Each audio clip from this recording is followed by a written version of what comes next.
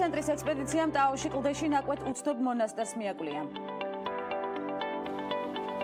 ქართველი მეცო-სოპრანოს ნინო ძიძიგურის დებიუტი გერმანიაში ბრაუნშვაიგის სახელმწიფო თეატრში. კომპანია იაგუარმა მომავლის მანქანის პროტოტიპი წარმოადგინა, როგორც კომპანიაში აცხადებენ, იაგუარის მომავლის მანქანა წარმოდგენას გვიქმნის იმაზე, თუ როგორები იქნებიან მანქანები 2040 წლის შემდეგ.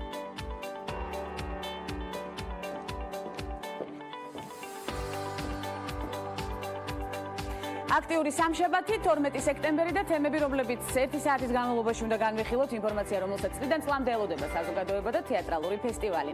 თბილისის საერთაშორისო თეატრალური ფესტივალი 18 სექტემბერს გაიხსნება და 9 ოქტომბრამდე გასტანს ღონისძიებას ექნება. საერთაშორისო ქართული სპექტაკლებისა და კლუბის პროგრამები, საერთაშორისო პროგრამის ფარგლებში სულ 8 სპექტაკლი იქნება წარმოდგენილი, მათ შორის ალუბლის ბაღი, ბუქარესტის ნაციონალური თეატრისგან, ბოლო პაემნები, ფომენკოს თეატრის სახელოსნოსგან, კუ ემილია რომანის თეატრალური ფონდი, ჩეხოვის Pirveli პიესა დე-ცენტრისგან და სხვები. ქართული სპექტაკლების პროგრამა 2009 წელს თბილისის საერთაშორისო თეატრალურ ფესტივალთან ერთად დაფუძნდა და ტრადიციულად ფესტივალის უმნიშვნელოვანეს ნაწილს წარმოადგენს. ის გასული სეზონის ერთგვარი შეჯამებაა და ყველა დაინტერესებულ თეატრს და კომპანიას საშუალებას აძლევს თავიანთი ნამუშევარი და ინიციატივები წარუდგინოს საერთაშორისო სტუმრებს. შოუკეისის სტუმრები მსოფლიოს სხვადასხვა ქვეყნიდან ჩამოდიან ქართული თანამედროვე თეატრის გაცნობის პროექტების ინიცირებისა და გაცვლითი პროექტების მიზნით. ქართული შოუკეისი ერთგვარ თეატრალურ პლატფორმად ჩამოყალიბდა, რომელიც აერთიანებს დრამატულ თეატრს, თანამედროვე ცეკვასა და თანამედროვე დრამატურგიას, როგორც დედაქალაქიდან, ასევე რეგიონებიდან ცხადია. დღეს ხელოვნებასთან, პოეზიასთან და მხატვრობასთან კვლავ გვექნება შეხება გადაცემაში სტუმრებთან ერთად. მანამდე ვნახოთ სტუმრების ვინაობა და საქართველოში განვითარებული აქტუალური თემებით გიბრუნდებით რამდენიმე წამში ანონსის შემდეგ.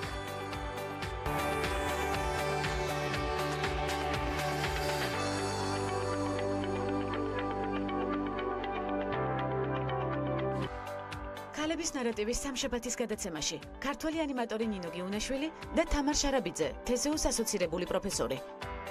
ეს ქალების ნარატივია გვანცალ აღიძესთან ერთად.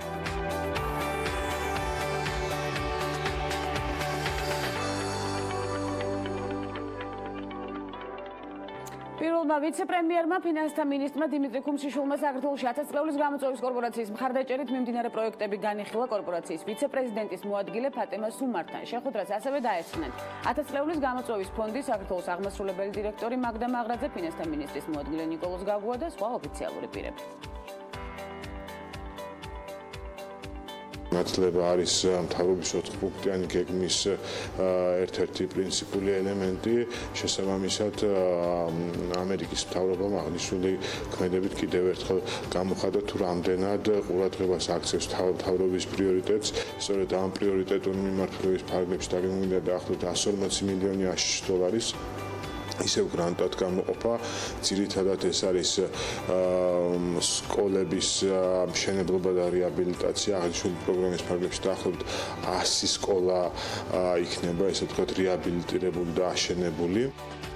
საქართველოში წინასაარჩევნო კამპანია აქტიურ ფაზაში შედის. კანდიდატები ამომრჩევლებისთვის დაპირებების გაცემას არ იშურებენ. ერთ-ერთი ასეთი შეხვედრა გაიმართა მარნეულშიც.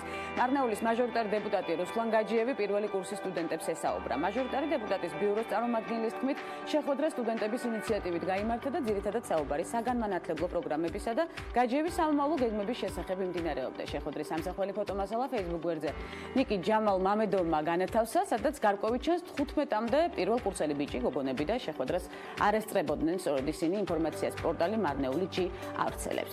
კვლევის ცენტრის ექსპედიციამ ტაოში, როგორც უკვე აღნიშნე, კლდეში ნაკვეთ უცნობ მონასტერს მიაკვლია. კომპლექსი, როგორც თავად აღნიშნავენ ისტორიულ სოფელ აკრიაკთან მდებარეობს, მთავარი ეკლესია კლდეშია ჩაშენებული და მისი სიგრძე 10 მეტრია. სამხრეთი კედელი ჩამოქცეულია, ეკლესიასთან დაკავშირება კლდეში ნაკვეთი გვირაბით ხდებოდა. აქვეა მცირე ზომის სამლოცველოც კლდეში სხვადასხვა ზომის ნაგებობებია ნაკვეთი.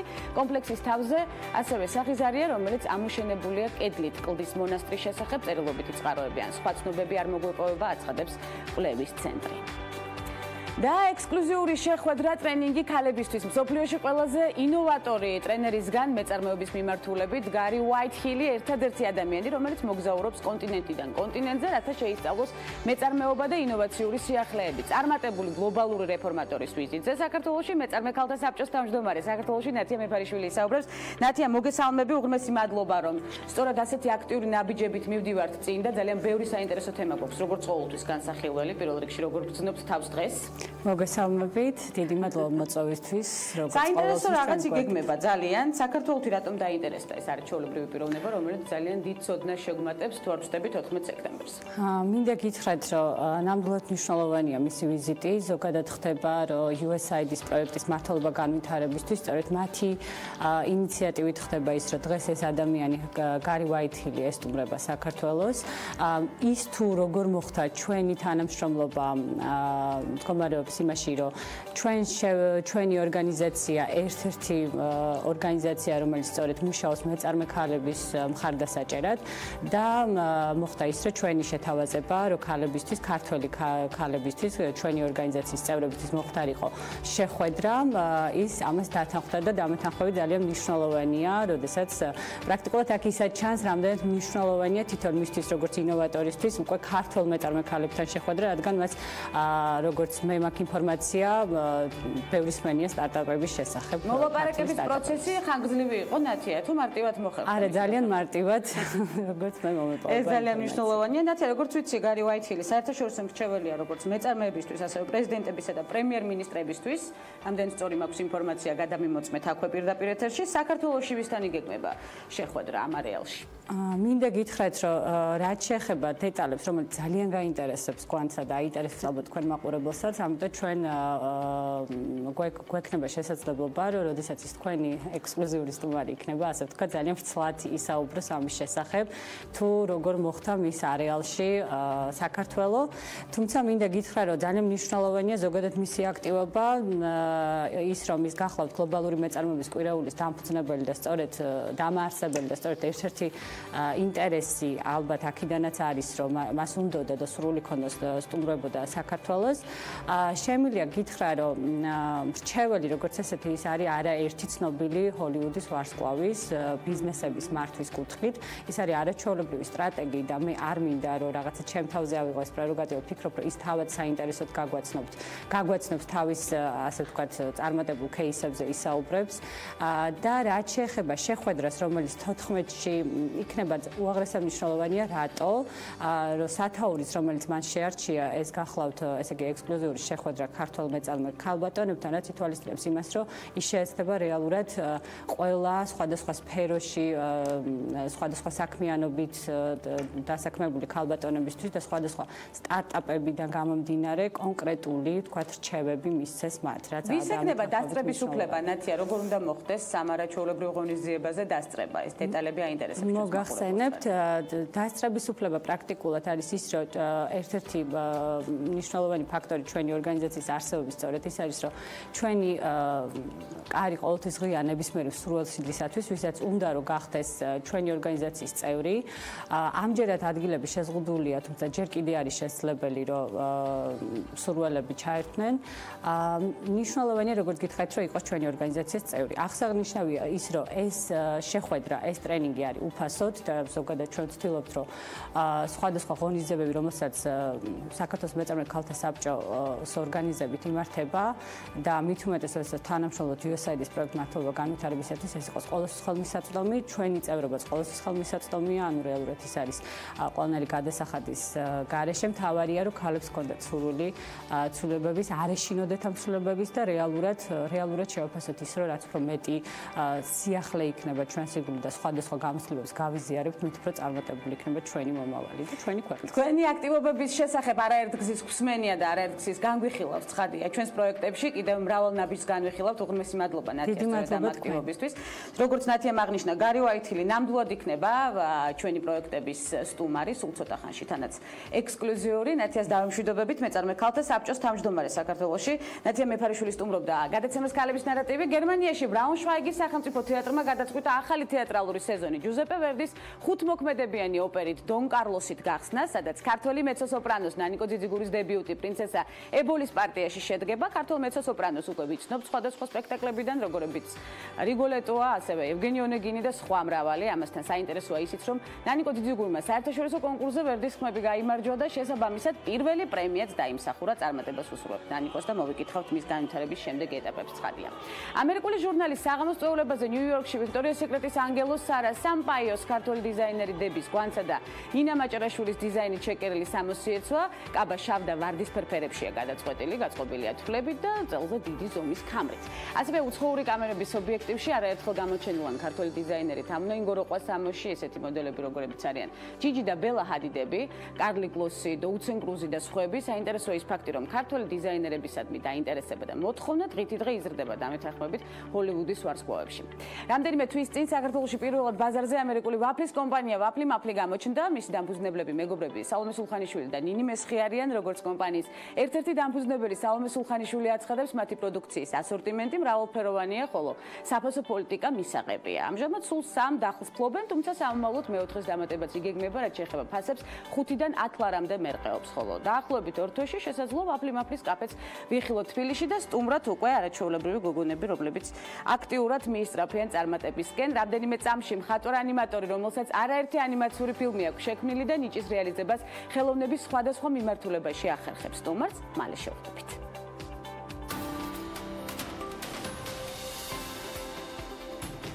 ბილ გეიტსის მეუღლე, მაიკროსოფტის ყოფილი მენეჯერი და ქველმოქმედი მელინდა გეიტსი დაიბადა 1964 წლის 15 აგვისტოს.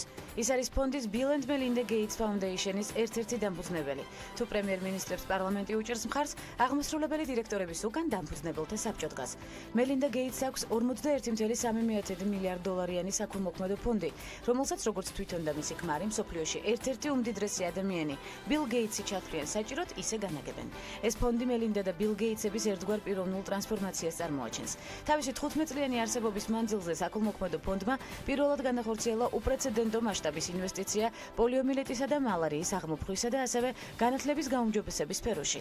1987 წელს მელინდამ პირველად მუშაობა Microsoft-ში დაიწყო. მანამ კომპანიაში პოზიცია პროდუქტის მენეჯერის თანამდებობაზე დაიკავა. მუშაობა ახალი დაწყებული ჰქონდა, როდესაც კომპანიის დამფუძნებელმა იგი პაემანზე დაპატიჟა. წყვილი ერთმანეთს 7 წლის განმავლობაში ხვდებოდა, ხოლო 1994 წელს ბილმა და მელინდამ ჰავაიში იქორწინეს. ბედნიერ ქორწინებას 3 შვილი მოყვა. 1996 წელს მელინდას უკვე Microsoft-ის გენერალური მენეჯერის თანამდებობა ეკავა. დღეს კი გეიტსების 41.3 მილიარდი ამერიკული დოლარის ღირებულების საქველმოქმედო ფონდი ახლო აღმოსავლეთში შექმნილი კრიზისის გამო ლტოლვილებად ქცეულ ადამიანთა დასახმარებლად 17.5 მილიონ დოლარს რიცხავს. ხოლო 20 მილიონზე მეტ დოლარს გენდერული პროექტებისთვის. მისი საქველმოქმედო ხაზი კიდევ ბევრ მიმართულებას მოიცავს.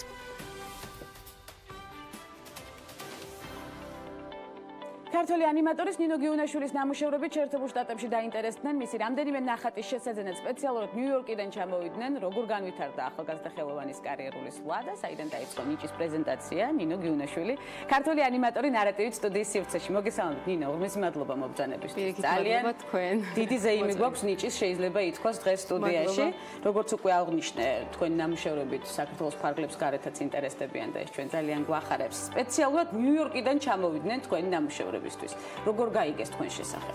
როგორ გაიგეს და თავიდან ჩემი და ცხოვრობს 14 წელი ნიუ-იორკში, ისიც ხატავს უკვე და ხელოვან ხალხთან აქვს შეხება.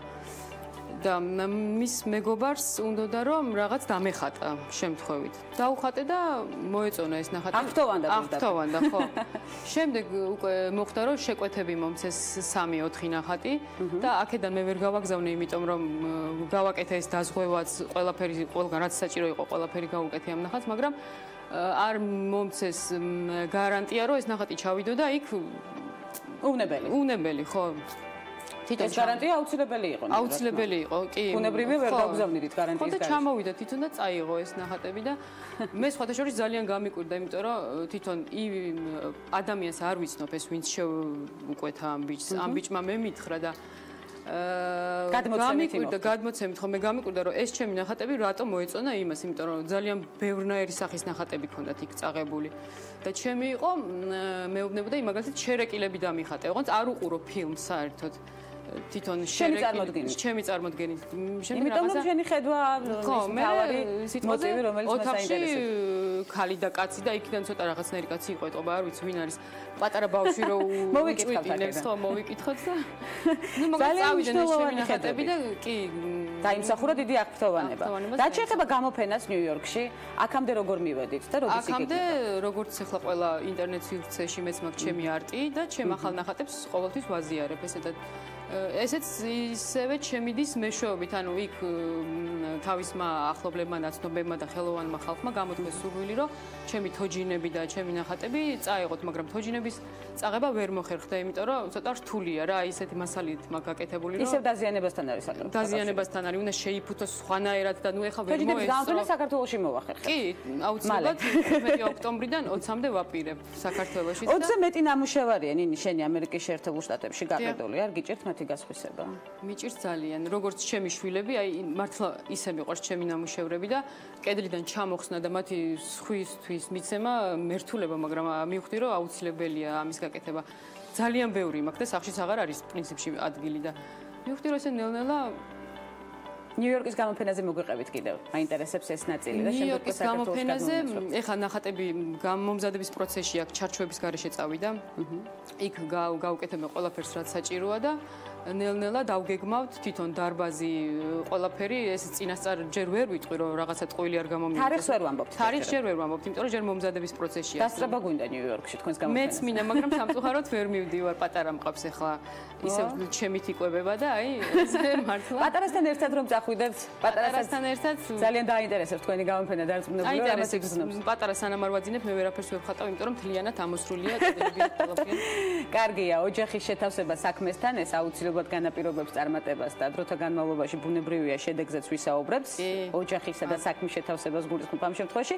სულხან საბას იგავარაკების ილუსტრაციებზე მუშაობთ. ეს ძალიან მნიშვნელოვანი თემა, რომელსაც კიდევ ცალკე გადაცემის დათმობა სჭირდება და ამას აუცილებლად მოვახერხეთ.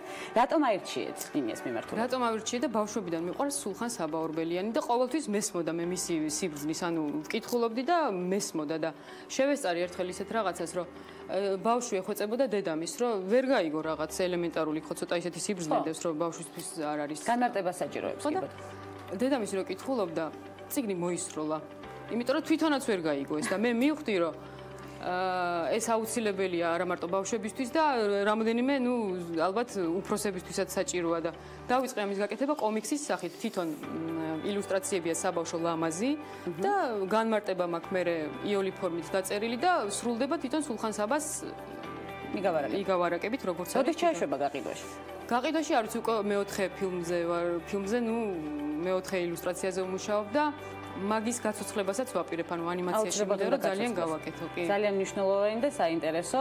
მე მგონი არავის არ გავუკეთებია და თან უფრო დავინტერესდი მაგითი, რომ ინოვაციური პროდუქტი საქართველოში. სულხან საბას უმქონა ეს წვინში და სწორი გადაწყვეტილებაა ნამდვილად. თბილისში თუ გეკმავთ გამოფენის გამართვას, თოჯინებზე შევთანხმდით, რომ იქნება თბილისში. კი, აუცილებლად იქნება, არა მარტო თოჯინები, იქნება რაღაც ეხა მესამე სამყაროს ვაკეთებ, რომელიც საინტერესოა, რაღაც კუთხეში უნდა დაიდგას ეს თვითონ რა, დიდი არის და მაგის გაკეთება მინდა 4 ცალის, იმიტომ რომ 4-ვე კუთხეში მინდა რომ ეს მოვაწყო სპეციალურად გამოფენისთვის და გეგმავთ 15-დან 20 ოქტომბრამდე უკვე, იმიტომ რომ ოქტომბერში გადმოვწიე, იმიტომ რომ აი ამასაც მოსწრება უნდა თვითონ რაღაცა მასალა გავაკეთე მე თვითონ და ეს უნდა გაშრეს გახდეს და მე შეუძლია დეტალიზაცია ნინოსგან ძალიან მნიშვნელოვანი დეტალიზაცია, რომელსაც რა თქმა უნდა ჩვენ დავესწრებით კიდეც და ვნახავთ კიდეც, იმიტომ რომ მოუთმენლად თველით პრინციპში ნიღბებიც მაქვს 15-დან 20 ოქტომბრამდე არ არის ის პერიოდი რომ ვერ მოვიწმიდოთ მოთმინებით და რა თქმა უნდა ნაბიჯ მივალთ ჩვენი გადაცემების ფორმატიდან გამომდინარეც და განვიხილავთ სწორედ იმ დეტალიზაციას პროცესის, რომელსაც ახლა თქვენ ხსნით, ესეც მნიშვნელოვანია. სამხატვრო აკადემია დაამთავრეთ ნინი, როგორც ვიცი, ანიმაციის განხრით, ხო? ანიმაციის განხრით. ვსწავლობდი 6 წელი. კი ბატონო, 6 წელი ვსწავლობდი.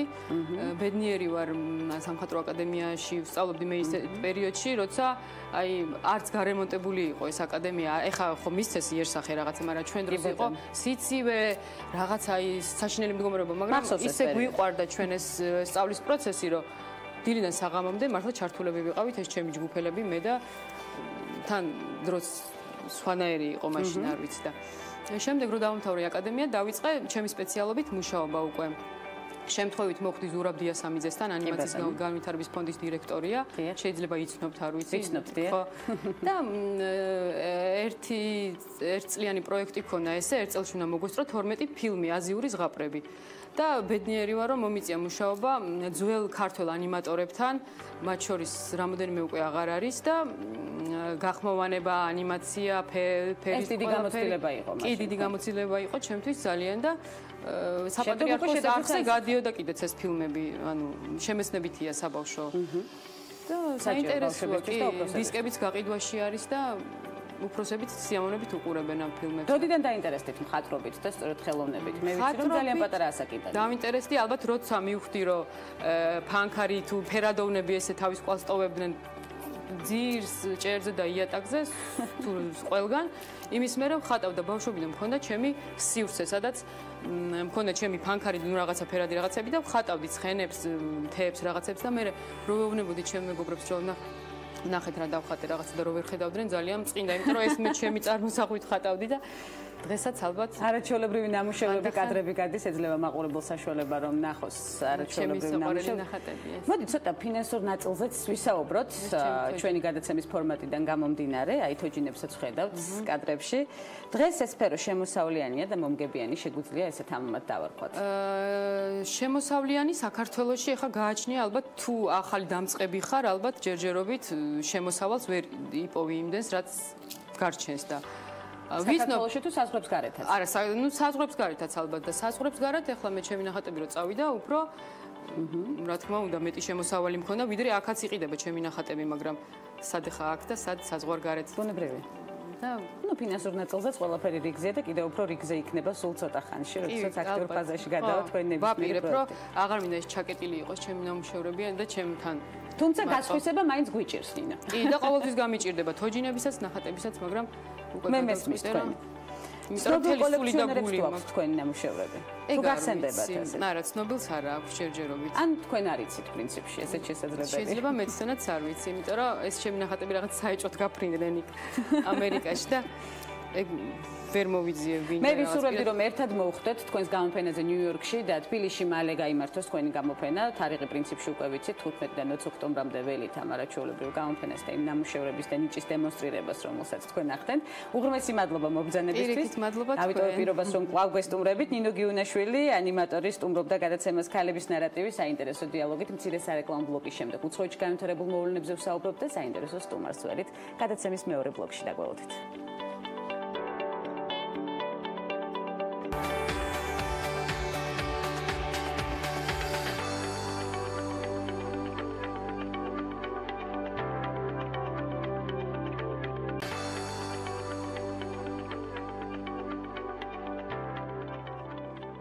გადაცემის მეორე ბლოკს უცხოეთში განვითარებული მოვლენებით ხსნით. ამერიკის სატელევიზიო აკადემიამ Creative Arts Emmys დაჯილდოების ცერემონია ჩაატარა, რომელიც სატელევიზიო გადაცემებში სხვადასხვა ნომინაციებში გასცემს ჯილდოებს.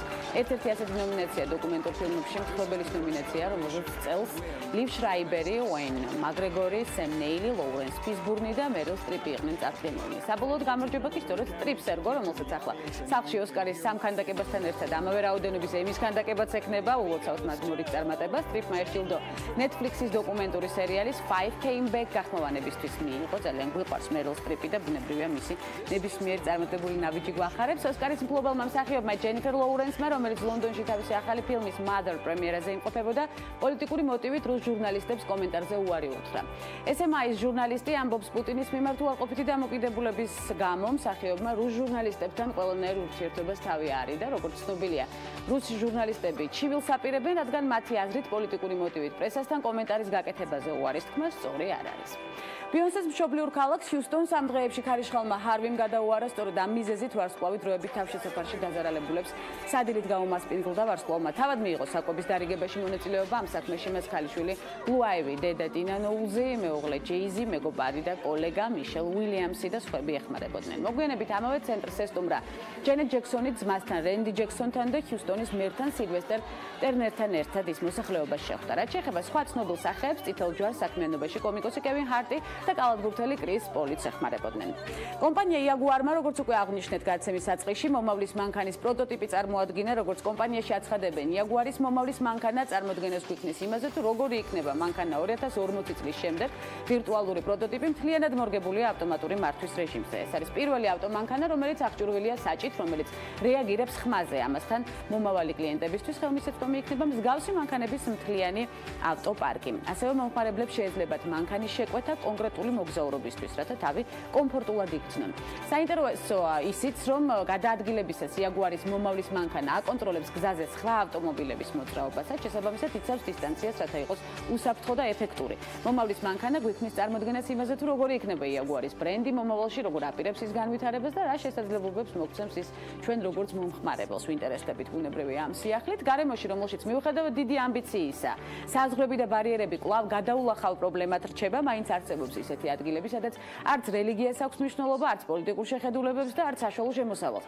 ასეთ ადგილად Uber-ი თავის ავტომობილებს მიიჩნევს. კომპანიამ სააგენტო ესკოლა კუკასთან თანამშრომლობით ახალი ორიგინალური სარეკლამო პრინტ კამპანია შექმნა. პოსტებზე Uber-ის ავტომობილებში ერთმანეთს განსხვავებული რელიგიური, პოლიტიკური თუ სხვა შეხედულებების მქონე კარიკატურული პერსონაჟები ხვდებიან და საინტერესო მგზავრობისთვის ემზადებიან კიდეც. გერმანიაში გადავინაცვლოთ, გერმანულმა ბრენდმა Adidas-მა ფეხბურთელებისთვის ახალი გაუმჯობესებული სპორტული ფეხსაცმელი წარმოადგინა. მსგავსი ფეხსაცმელებით თამაშობდნენ 2000 წელს ზინედინ ზიდანი და დევიდ ბექემი. თანამედროვე ფეხსაცმელების ვერსია Adidas-მა შექმნა ახალი თაობის ფეხბურთელებისთვის.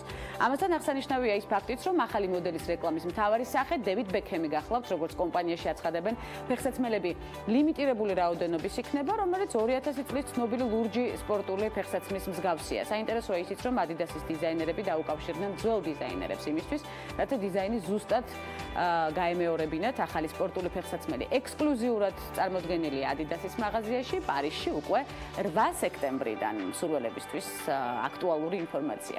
გამომცემლობა Pop Sugar-მა დაასახელა 5 country სტილის სიმღერა, რომელიც წყვილის საქორწინო ცეკვისთვის საუკეთესოა. სიაში პირველ ადგილს ჯგუფ Alabama's There's No Way იკავებს country ჟანრის სიმღერებიდან ერთ-ერთი ყველაზე პოპულარული ისევ Alabama's Forever's As Far As I'll Go მოხვდა სიის მეორე ადგილზე. მესამე და მეოთხე ადგილებს Vince Gillis, Look At Us და Paul Brandy's I Do ინაწილებენ. სიის მეხუთე ადგილზე Justin Moore's Till My Last Day მოხვდა. გამომცემლობამ ასევე შეადგინა სხვა ჟანრის თემატური სიმღერების ხუთეულიც, თუმცა სტატიაში ნათქვამია, რომ country სტილის სიმღერები ქორწინების პირველ ცეკვას განსაკუთრებულად უხდება. და მეტად საინტერესო და მნიშვნელოვანი თემა 9 აგვისტოდან ნიკოლოზ ბარათაშვილის მემორიალური სახლ-მუზეუმის სარემონტო საექსპოზიციო სამუშაოების დაწყებასთან დაკავშირებით დროებით დახურულია. შემოდგომიდან კი ნიკოლოზ ბარათაშვილის სახლ-მუზეუმი მრავალი სიახლე წარსდგება სტუმრებისა და დამთვალიერებელთა წინაშე. დაგეგმილია თანამედროვე მუზეოგრაფიის პრინციპებითა და ანიმაციური სიახლეებით დატვირთული საგანმანათლებლო პროგრამებზე ორიენტირებული საინტერესო კონცეფციის მუზეუმის გახსნა, რომელსაც აუცილებლად დავათვალიერებთ. ინიციატივა თბილისის მუზეუმის გაერთიანებას ეკუთვნის. დეტალებით ნინი ლონგურაშვილს მოусმინეთ. ზოგადად ჩემი მერანი უკან მომჩხავს თვალბედით შავი ყორანი გასცი მერანო შენს ჩენებას აქვს ამ ზღვარიდან იავს მეც ფიქრი ჩემი შავაყონო. ნიკოლოზ ბარათაშვილის მემორიალური სახლ-მუზეუმი უკვე თავისი დაარსებიდან 20 წელს ითვლის. მუზეუმი დაარსდა 1982 წელს და მას შემდეგ ფუნქციონირებს. ცნობილი არის გადმოცემების მიხედვით, რომ ნიკოლოზ ბარათაშვილის ოჯახი 1851 წლიდან გადმოვიდა აღნიშნულ შენობაში საცხოვრებლად. მანამდე მერიტონ ბარათაშვილის ოჯახი, ასე ვთქვათ, მისი სახლობა თბილისის სხვადასხვა უბანში ცხოვრობდა, მაგრამ წერილიდან, რომელსაც სტატოს წერს თავის ბიძას გრიგოლ ორბელიანს, ვიგებთ, რომ 1851 წლიდან ისინი უკვე ამ სახლში არიან, წერს, რომ ახალ სახლებში გადავედით ანჩის ხატის უბანშიო. მოგახსენებათ, სწორედ ეს არის ძველი თბილისის ის უბანი, ანჩის ხატის უბანი, სადაც ქართველი წარჩინებულები, დიდგვაროვნები და თავადები ცხოვრობდნენ და მათი ოჯახიც სწორედ აქ იყო. სამწუხაროდ, გარკვეული გარემოებების გამო შთამომავლობას არ შემორჩა უშუალოდ ნიკოლოზ ბარათაშვილის დროინდელი ნივთები, ის ავთენტური მასალა არ არის შემორჩენილი და ამიტომ მის მუზეუმში დაცული არის ის ნივთები, ის ტიპოლოგიური ნივთები, რომლებიც ასახავს მე-19 საუკუნის ყოფა-ცხოვრებას. და სწორედ ამ ფორმით არის ის წარმოდგენილი.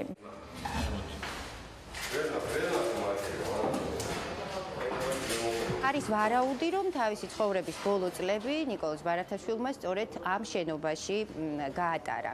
2 აგვისტოდან მუზეუმის, სახლ-მუზეუმის არემონტო სამუშაოებთან დაკავშირებით გახლავთ დახურული. პროექტის მიზანი, რომელიც ამ მუზეუმში ტარდება, გახლავთ ის, რომ კულტურული ინდუსტრიის სხვადასხვა მეთოდებით კიდევ უფრო ხელმისაწვდომი და მიმზიდველი გავხადოთ ჩვენ ამ შემთხვევაში ნიკოლოზ ბარათაშვილის სახელი და მისი შემოქმედება, მე გულისხმობ ანიმაციურ მეთოდს.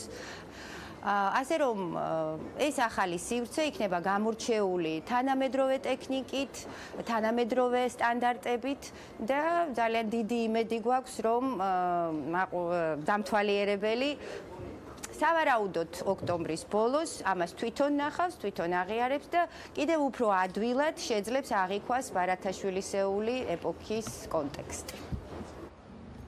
ნახჩევანში ეს ისტორია უფრო განთქმულია და იციან და სპექტაკლიც კი დაუდგამთ, სადაც ბარათაშვილის როლს თეატრის ხელმძღვანელი ასრულებდა. სპექტაკლი შეეხებოდა ბარათაშვილისა და გონჩა ბეიმის ტრფობას. ნიკოლოზ ბარათაშვილის მემორიალური სახლ-მუზეუმიდან კვლევამდე, რომელიც თბილისის სახელმწიფო უნივერსიტეტის ასოცირებულ პროფესორს თამარ შარაბიძეს ეკუთვნის, ნიკოლოზ ბარათაშვილის დაბადებიდან 200 წლის თავი წელს და ტატოს გახსენება ნარატივით, ასე დავარქვათ. მოგესალმებით, კაპიტან თამარ, უღმის მადლობა დროის დათმობისთვის, იმიტომ რომ ნამდვილად გადატვირთულ სამუშაო გრაფიკში იმყოფებით და მე ვიცი ალბათ ხელოვნებასთან ერთად გადატვირთული სამუშაო გრაფიკი რაღაცა ინსპირაციას და мотиваციას მაინც გმატებს და ეს სამუშაო პროცესი სასიამოვნოდ იქცევა. დამეთანხმებით ალბათ კაპიტანთან. იმიტომ რომ ეს ქართული ლიტერატურის კვლევა ჩემი პროფესია. 19 საუკუნის ქართული ლიტერატურის სპეციალისტი გახლავართ. ამიტომ არა მარტო ბარათაშვილს, არამედ მთელი 19 საუკუნის ქართულ მწერლობას ვიკვლევ.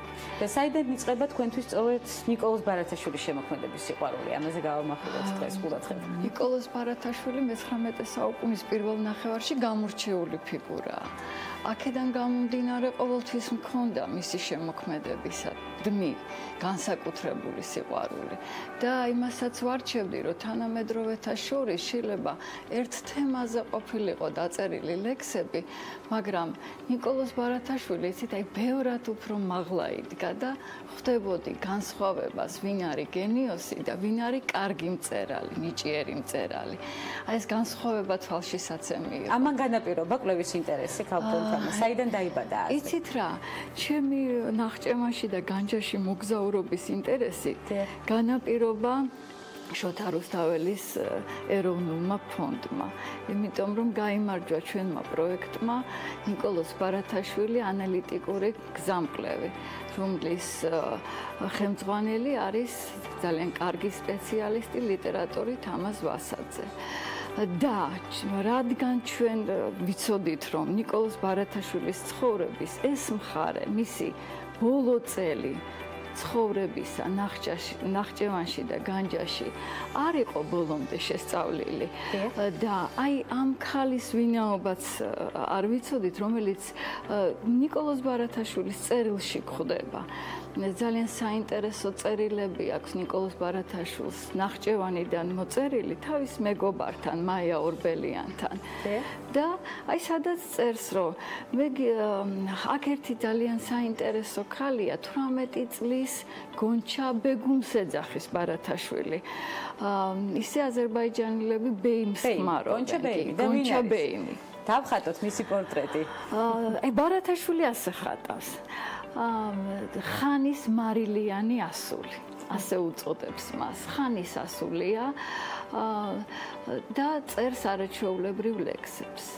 ჩვენ არ ვიცით, როგორ ლექსებს წერდა გონჩა ბეიმი, მაგრამ ბარათაშვილის შეფასება უკვე მნიშვნელოვანია. მნიშვნელოვანია და თარგმანიც იგეგმება მისი ლექსების, როგორც ვიცით, თქვენს მიერ. ბარათაშვილს უნდოდა ჯერ კიდევ ეს თარგმანი განეხორციელებინა, მაია ორბელიანს წერს, რომ მე ერთ ლექსს აუცილებლად ვთარგმნი და შინაარსობრივადაც გვაწვდის ამ ლექსს, ეს ქალბატონი ბახჩას მიმართავს, რომ მე მოგიყვები და ფანტანს, რომელიც ბახჩაშია, ჩემს ისტორიას, რო არ მეგულებოდეს აქ ჩემი ქმარი, რომელიც ისმენს ამ ყოველივეს. ესე იგი, რაღაც შემოდის ეს ოჯახური ტრაგედია. არ უნდა რომ ქმარმა გაიგონოს მისი გულის ტკივილი. და რაც საინტერესოა, ბარათაშვილი ყოფებოდა ნახჭევანში თავის მეგობარ ლევან მელიქიშვილთან ერთად, რომელიც მაზრის მმართველია, ნახჭევანის მაზრის. და ლევანმაც მიაწერა წერილს, მინაწერი არსებობს, რომ დღე და ღამე მთხოვს, რომ ეს ქალი ქმარს გავყარო.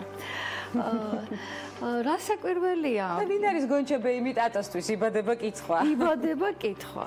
მაია ორბელიანმა ჩათვალა ალბათ, რომ ეს არის ბარათაშვილს არ ვიცი რა დავარქვათ. აქვს დიდი ინტერესები ამ ქალისადმი.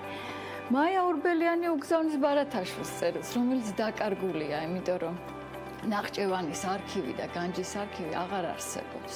მაგრამ სამაგიეროდ ბარათაშვილის შემდგომი წერილი მაია ორბელიანისადმი არსებობს, იმიტომ რომ მაია ორბელიანმა შემოინახა. ბარათაშვილი პასუხობს, რომ შენ არასწორად გაიგე ეს ისტორია, მართლაც საოცარი ისტორია, მთელი რომანი დაიწერება, მაგრამ მე ეს ქალი ქმართანაც კი შევარიგე. აი ასე სრულდება, მაგრამ ბარათაშვილი ამ პერიოდში წერს ორ ლექსს. მადლი შენს გამჩენს ლამაზო ქალო შავთვალებიანი. შავთვალებზე აქ აქცენტი გაკეთებული და არის სპეციფიკაზე. სხვა ტიპის ლექსი მის შემოქმედებაში, მართლაც აი თქვენ შეამჩნიეთ, რომ ადრეულ შემოქმედებს ცისფერი თვალებით ცისაფერს და ამაზეა ყურადღება გამოხვილებული. ეს ლექსი მადლი შენს გამჩენს თავისი სტილიცაც ამოვარდნილია ბარათაშვილის შემოქმედებიდან, უფრო ხალხური სტილია 16 მარცვლიანი. თან თუ ჩავთვლით იმასაც, რომ თავის თავზე ამბობს ყარიბი ვინმე მოვსულ ვარ, ანუ არა მკვიდრი აქაურობის, შეიძლება მართლაც რაღაცა გრძნობები ამ ქალისადმი ვივარაუდოთ.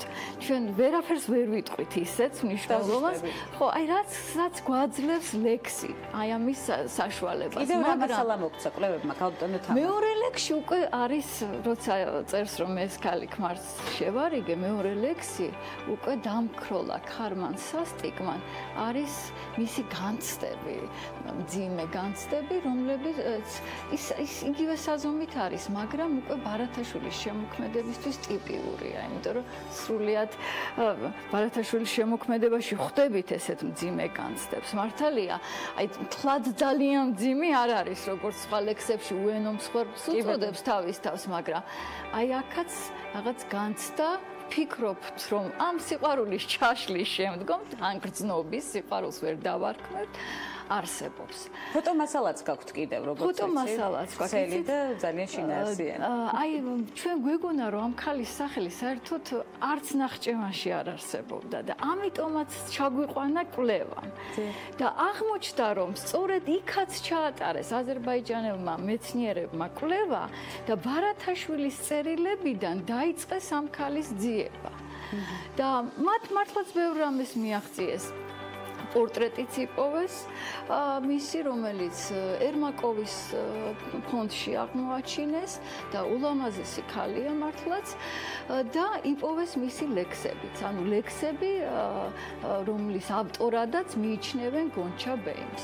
ხა კიდე უფრო შორს მიდის იქ კვლევა და ერთი გონჩა ბეიმი იყო თუ რამდენიმე, აი ამაზედაც მიმდინარეობს, მაგრამ კვლევა გრძელდება, მაგრამ ჯერჯერობით აი ეს პორტრეტი, რომელიც არის ცნობილი ნახჭევანში და უკვე სხვადასხვა მხატვრებს აქ იქიდან ეს პორტრეტი შექმნილი და ცნობილია ეს ქალბატონი ბარათაშვილის წერილიდან და მის ბიოგრაფიასაც იკვლევენ და ამიტომ ცნობილი აზერბაიჯანელი მეცნიერი მუსა ქულიევი თბილისში ჩამოვიდა და თბილისის არქივში აღმოაჩინა, რომ უკანასკნელ ხანს ბარათაშვილი ხანის ასულად მოიხსენიებს მას.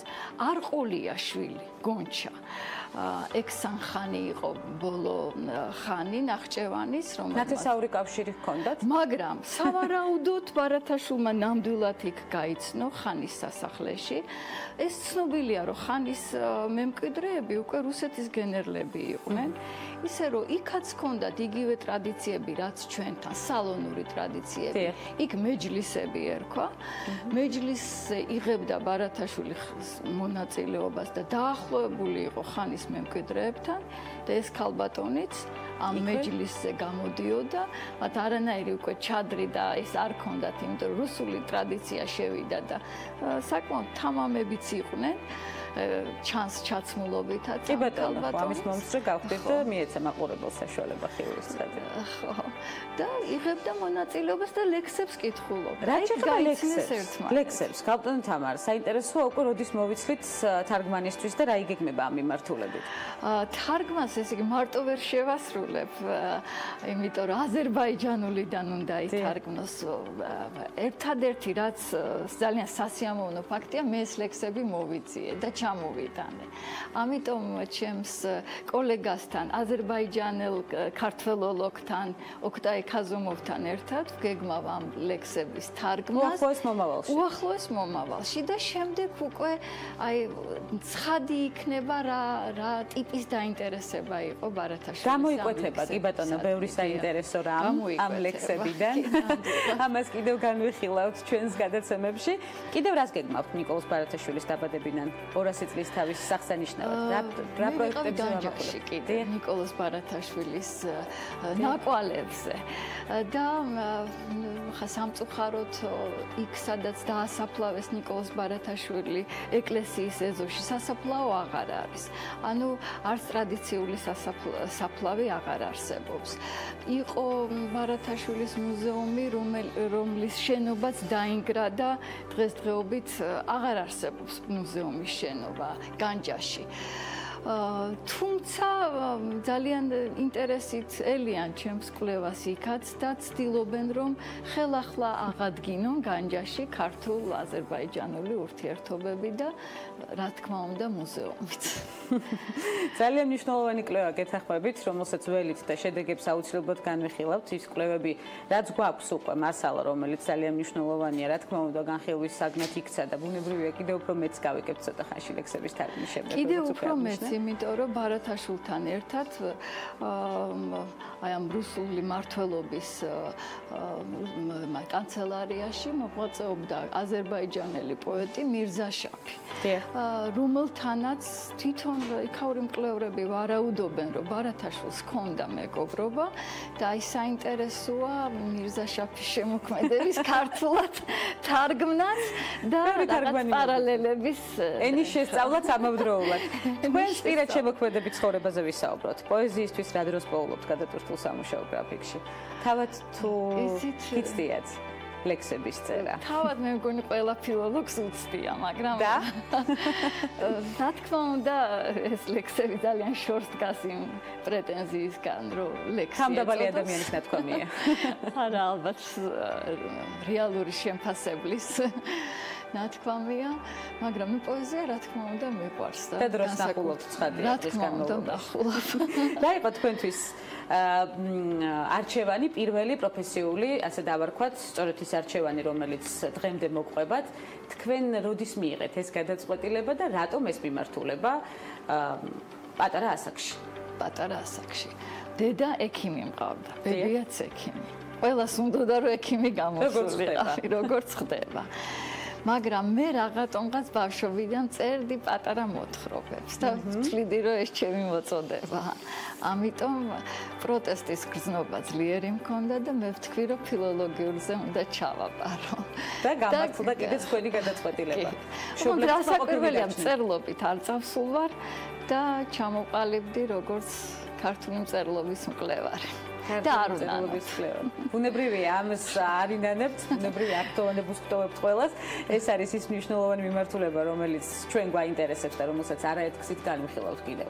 რა თქმა უნდა, ქალების ნარატივში, თუ მოგბრძანდებით და კომფორტულად იქნებით ჩვენთან თავს. აუცილებლად მოვიკითხავთ უკვე ლექსების თარგმნის შედეგებს და იმ მნიშვნელოვან კვლევებს, რომელიც შემდეგ უკვე გამოიკვეთება და კითხვებზე გაიცემა პასუხი. თბილისის სახელმწიფო უნივერსიტეტის ასოცირებული პროფესორი თამარ შარაბიძე სტუმრობდა გადაცემას ქალების ნარატივი. უღრმესი მადლობა მას ძალიან საინტერესო პოეტური ნარატივისთვის. მე ვფიქრობ, რომ არაჩვეულებრივი განწყობა შევიქმნით უკვე დილიდან და დარწმუნებული ვარ, რომ წარმატებული სამშაბათიც გველის. აუცილებლად შევხვდებით ხვალ ერთმანეთს ზუსტად 11-ზე, იგივე გადაცემით, იგივე სტუდიაში, ბუნებრივია, საინტერესო და აქტუალური თემებით დაგველოთ. წარმატებებს გისურვებთ.